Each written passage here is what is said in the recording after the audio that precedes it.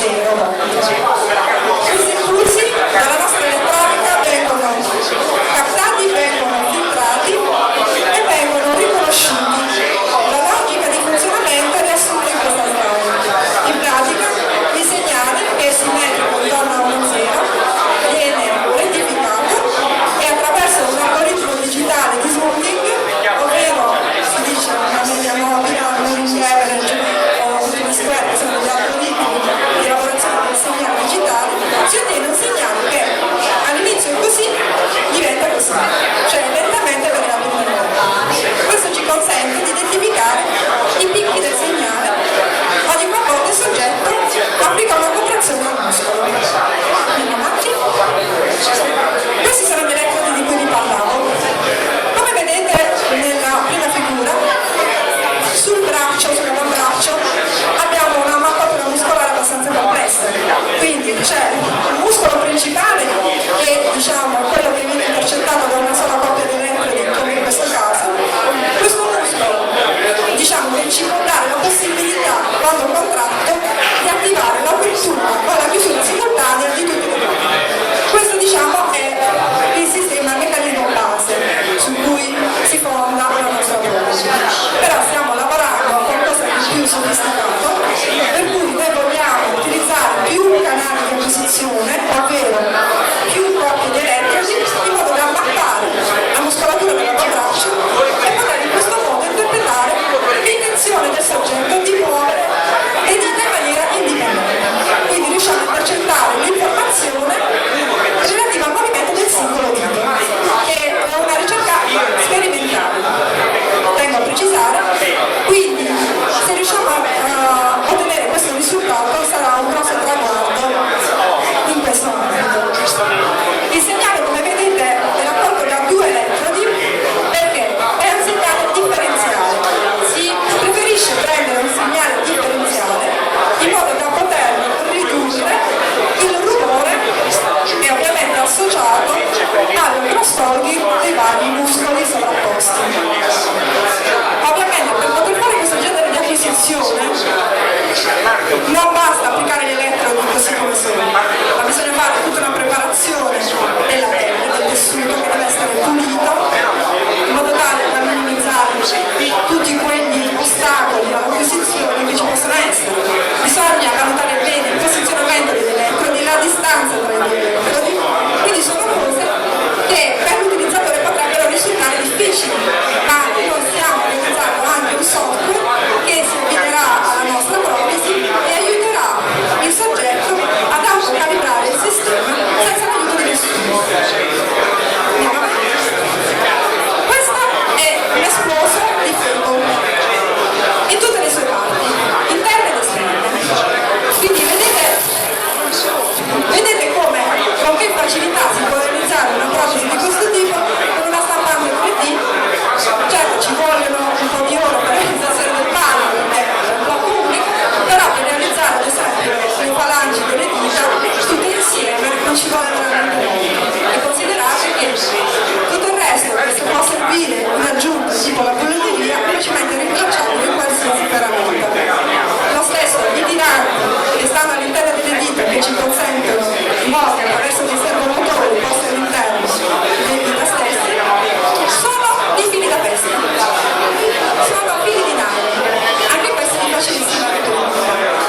Faremo anche dei workshop in cui spiegheremo il montaggio di questa protesi, per cui chiunque potrà stamparsela, potrà montarsela per estrema facilità.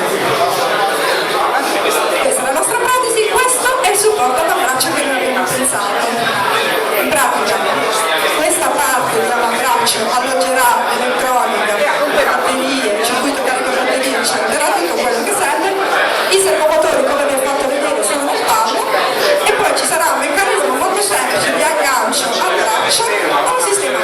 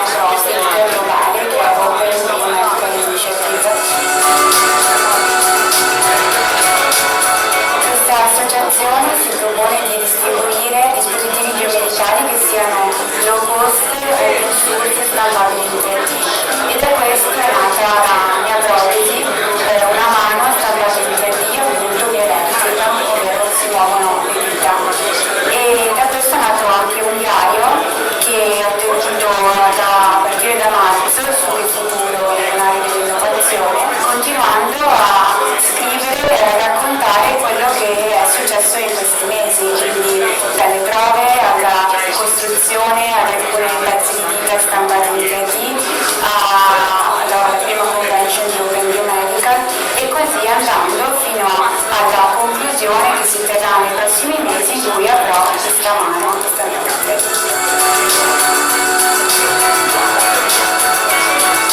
Il mio percorso con Medical Initiative è nato da un mio desiderio di maggiore autonomia, quindi incontrando questa associazione ho avuto anche il coraggio di espormi un po' di più attraverso il diario, quindi condividere la mia storia e alla portata quindi di tutti, quindi attraverso i social, Twitter, Facebook.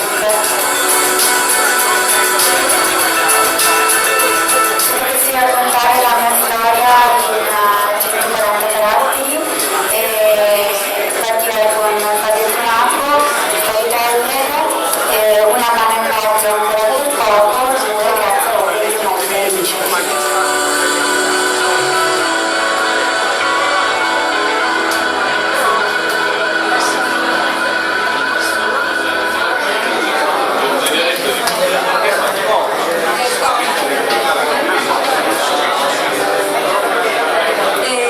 Aggiungo che questa nostra amica, che nel tempo è diventata veramente un'amica, scrive un diario sulla sua cultura con noi, sulla rubrica Che Futuro, che è un blog che è esclusivamente su internet, quindi se volete seguirla, anche venite sulla nostra pagina Facebook e da lì vedete continui aggiornamenti di quello che ci sta facendo.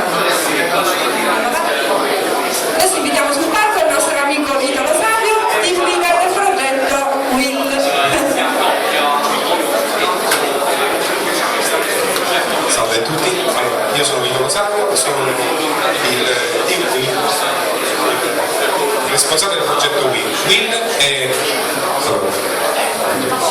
WIL è una protesi meccanica. È stata pensata sempre per persone che hanno subito amputazioni delle dita o comunque focomelici che avevano sviluppato correttamente la parte terminale della mano.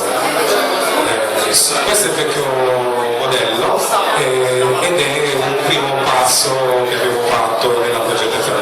L'abbiamo rappresentata l'anno scorso sempre alla manifestazione di Playmaker. Allora, successivamente è diventata così. Allora, abbiamo totalmente cambiato il paradigma, è una protesi che si può pensare come un banco come vedete qua sotto, che ha un movimento meccanico al suo interno, cosa che le altre protesi non hanno, che le permette di chiudere agevolmente le dita, quindi avere una presa dell'oggetto senza faticare comunque l'uso del polso, perché il problema è mettere al centro di questi prodotti biomedicali anche chi ne usufruisce, quindi andare verso le loro richieste nell'utilizzo. Allora, sono persone che hanno un polso o poco sviluppato o adatto a un tipo di movimento, quindi dobbiamo andare incontro a questa esigenza. Quindi il meccanismo che sta al suo interno, che si trova in questa parte qua,